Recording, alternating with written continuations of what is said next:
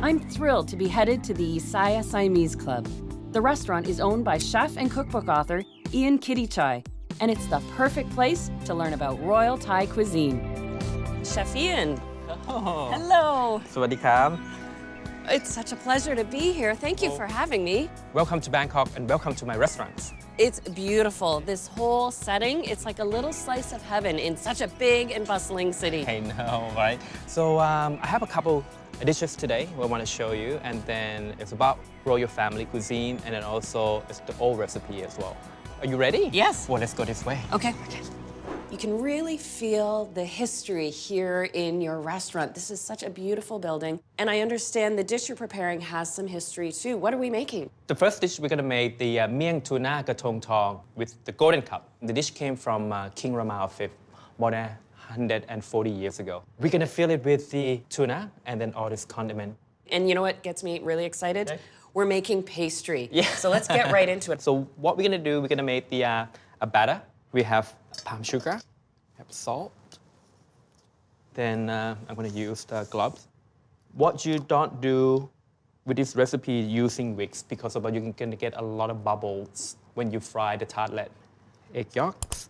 It goes to show you, sometimes modernizing is not the best thing to do. Oh, yeah. Agree. Then a cup of oil. And then now what I'm going to do, I'm going to use my finger. You're working that palm sugar into the liquid. Yeah. Then I'm going to add limestone water. Limestone water, okay. And what will that do? This will keep the shell, it's really crispy. Ah, that's the secret. Then we're going to add the coconut milk. Then we're going to add the two different flour. We have the AP, which is all-purpose flour. Then we're going to have rice flour as well. Nice. Equal amount, 3 cups together. Now that will help keep it tender, won't it? Yes. And you're mixing very slowly, I notice. So next, we're going to strain.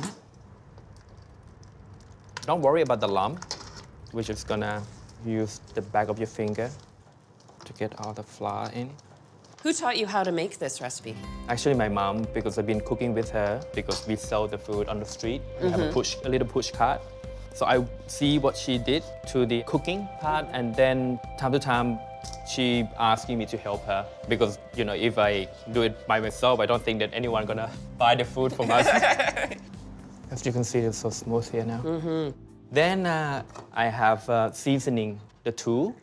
This is something I have never seen before. It is a beautiful pastry tool. So what I do now, getting my template here, fill with oil, and then, so you dip it in, don't go all the way through, and then you push it down. Wow. Then you can use bamboo skewer or lemongrass stick on it. I love repetitive tasks like this. You get in your zone and you just keep cooking, right? Yes.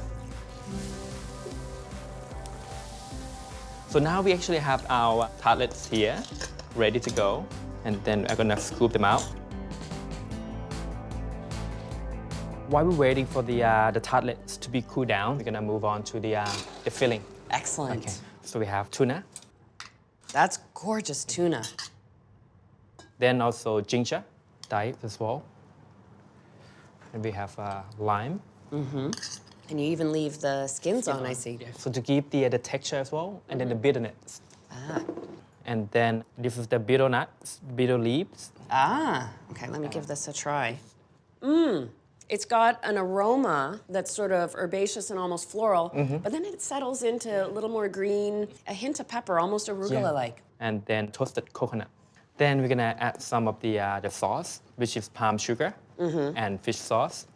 And then would you mind to mix it for me, please? Would you say this is a key part of Thai cuisine, the contrast of flavors and colors? That's right. Every bite you bite in it, you get the different texture, different flavor each time. Now we're gonna fill it. Now we got the Miang Tuna Katong Tong, the golden cup. A royal dish. The royal dish. Well, I'm gonna try this one.